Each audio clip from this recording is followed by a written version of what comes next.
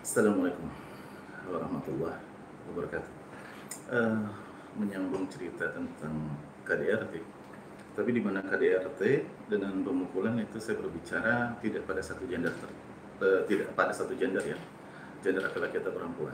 Nah, kali ini saya berbicara hanya tentang gender laki-laki saja, ya, di mana laki-laki ini sudah tidak kerja, keras kepala, minta duit sama bini atau pacar, pemarah, bahkan mukul, ditinggalin, mau bunuh diri. Yang terakhir, hidup lagi laki-laki begini. Lucu. Emang ada? Ada, dan banyak. Ya. Anda saja mungkin tidak menyadarinya. Siapa tahu pacar Anda, suami Anda, adalah orang yang seperti ini. Ya. Kasus seperti ini amat sangat banyak ya. Saya dapatin. Ya. Saya dapatkan kan karena orangnya mengeluh, si istrinya, si pacarnya mengeluh. Kalau dia tidak mengeluh ya tidak mungkin kita tahu bahwa itu ada. Kenapa dia tidak mengeluh dengan Anda yang ada di sekitar Anda? Bisa jadi mereka mengeluh, tapi Anda menganggap ya mungkin karena pasangan Anda atau suami Anda tidak ada kerjaan. Tidak, mereka kadang-kadang ada kerjaannya. Saya pernah dapat kasus ibu-ibu, dia anak orang kaya, punya toko, dan suaminya dikasih tronton, kemudian dump truck, saya lupa apa lagi, sama mertuanya. Tapi apa yang terjadi? Semua itu tidak dapat dia jalankan.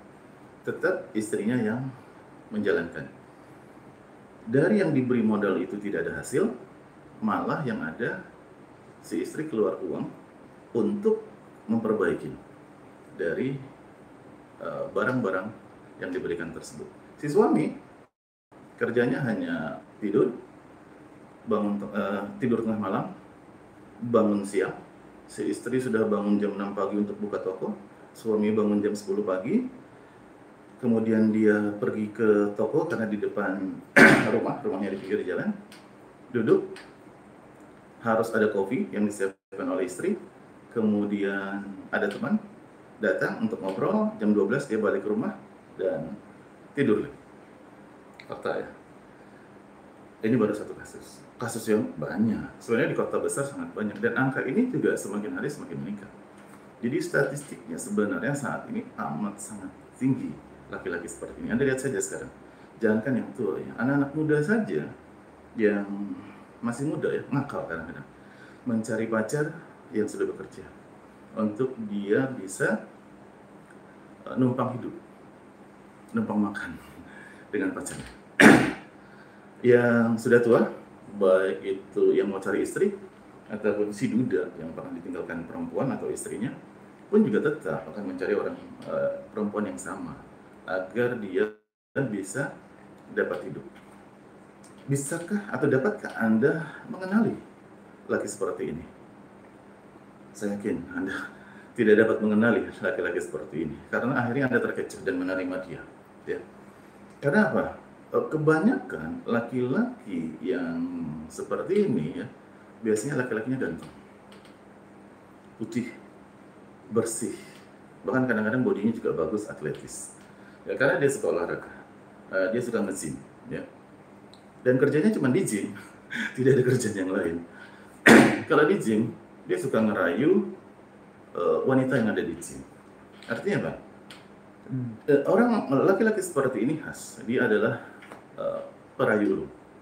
Kata-katanya manis, kata-katanya luar biasa, kata-katanya hebat, sehingga membuat tidak sedikit wanita yang akan terpesona bahkan jatuh cinta kepada dia, baik dari itu wanita yang muda hingga ke wanita yang tua. Karena laki-laki seperti ini rayuan gombalnya dia tidak hanya mengarahkan atau menunjukkan kepada perempuan yang sudah bekerja, muda ataupun tua. Dia akan apa ya istilahnya? Laki-laki ini sangat mudah bergaul, ya. Memang kata-katanya manis, luar biasa. Saya yakin Anda sering menemukan laki-laki seperti ini, sehingga Anda mudah terpesona kepada laki-laki seperti ini. Ya, jadi dia mengeluarkan dulu rayuan gombalnya, kata-kata manisnya, dia bisa membuat suasana menjadi nyaman, jokingnya luar biasa, ya. Tapi dia mengeluarkan semua ini untuk memang mendapatkan simpati dari banyak perempuan. Dia tidak peduli perempuan itu bekerja tidak cantik, tidak, yang penting dia bisa dapatkan perempuan-perempuan itu. Ya. Ini banyak nih di kota-kota besar. Sebenarnya di kampung-kampung juga banyak, ya. Jadi dia dapatkan dulu wanita-wanita ini. Kalau wanita yang ada dia buat untuk permainan saja, untuk memuaskan dirinya, baik lahir maupun batin.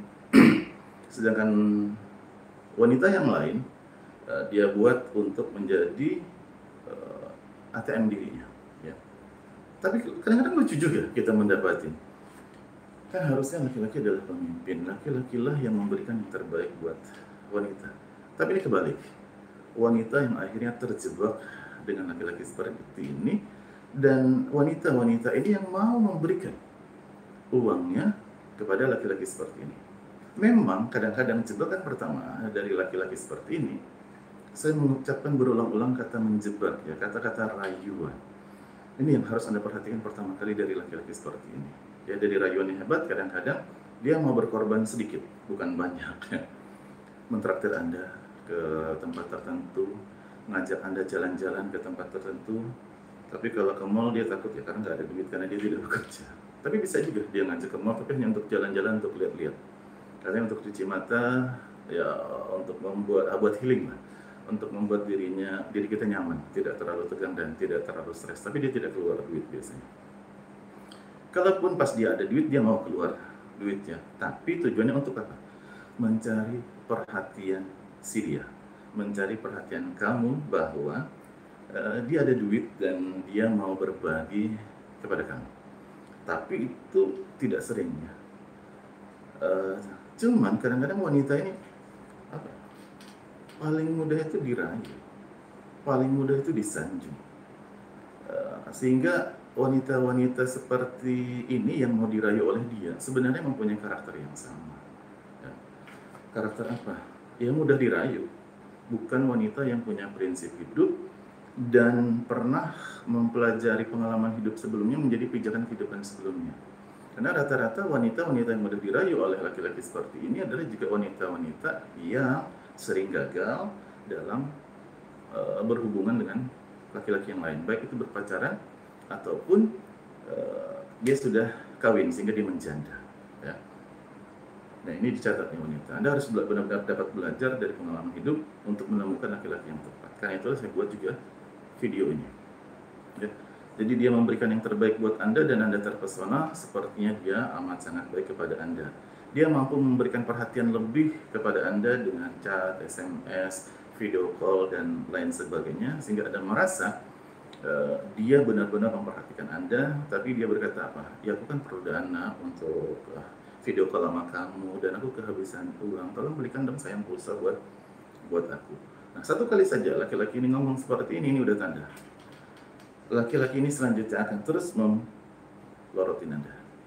Tapi sekali lagi, wanita suka disanjung, wanita suka diperhatikan. Disitulah Anda terjebak, ya. Dari laki-laki yang perayu ulung, ganteng, memberikan perhatian berlebih, hati-hati.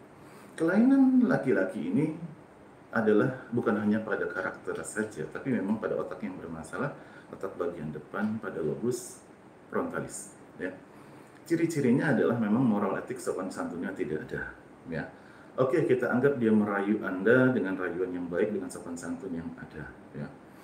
Dia memberikan perhatian ke Anda, dia berarti memberikan sesuatu yang terbaik, berarti moral etik sopan santunnya baik. Tapi ingat, akan ada selanjutnya ketidaktepatan pada moral etik sopan santun ini.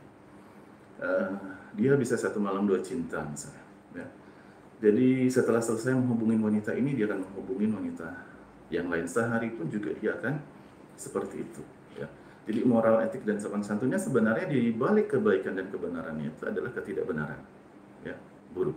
Karena moral etiknya itu kunci utama dulu untuk dapat memperhatikan atau memperhitungkan dari seseorang yang sedang mendekati Anda, ya. Dan dia tidak segan-segan karena moral etik sopan santun tidak ada untuk meminta duit kepada Anda, untuk merayu Anda agar Anda memberikan yang terbaik yang Anda miliki, yang termasuk harga diri dan diri Anda, ya. Ini yang harus Anda perhatikan. Cintanya dia hanya sepertinya dia bucin, tapi bucinnya ada sesuatu hal di balik itu. Saya yakinlah pengalaman Anda udah besar lah dibandingkan saya mengalami kejadian ini. Begitu dia bucin, begitu dia dapatkan, dia sudah lupa dengan Anda dan dia bucin dengan wanita yang lain, ya. Karena itulah Anda harus belajar pengalaman hidup dari laki-laki yang seperti ini agar Anda tidak terjebak lagi. Ya. Otak bagian depan ini, lobus frontalis ini juga berhubungan dengan otak yang ada di bagian tengah yang disebut dengan gyrus singulat, dan ini adalah pusat dari seseorang yang keras kepala. Jadi seseorang yang mudah hebat rayuannya, ganteng orangnya, Anda perhatikan dia keras kepala sebenarnya. Dan statistik dua karakter ini pada orang sama ini, orang yang ini ya, itu besar. Jadi dia amat sangat keras kepala. Dan sebagian lagi moral etik sopan santun yang tidak ada, dia juga pemarah, ya. Sudah pemarah, pemarahnya ternyata apa? Parah, menghempaskan barang, memukul barang, memukul segala sesuatunya, ya, meracun. Yang parah adalah dia sampai memukul Anda. Tapi banyak wanita dengan kondisi keras kepala dan pemarah bahkan dipukul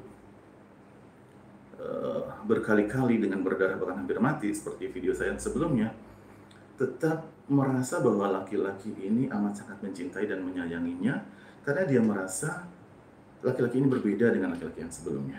Dia sepertinya saat ini amat sangat bucin dengan dirimu sebagai wanitanya, ya. Jadi sehingga Anda sulit untuk meninggalkan dirinya, ya. Ditambah saking bucinnya dia, pada saat Anda berkata, kalau kamu memukul saya lagi, maka saya akan tinggalkan kamu. Ancaman dari laki-laki ini begitu mendengar itu adalah, kalau kamu berani meninggalkan saya akan bunuh diri, ya.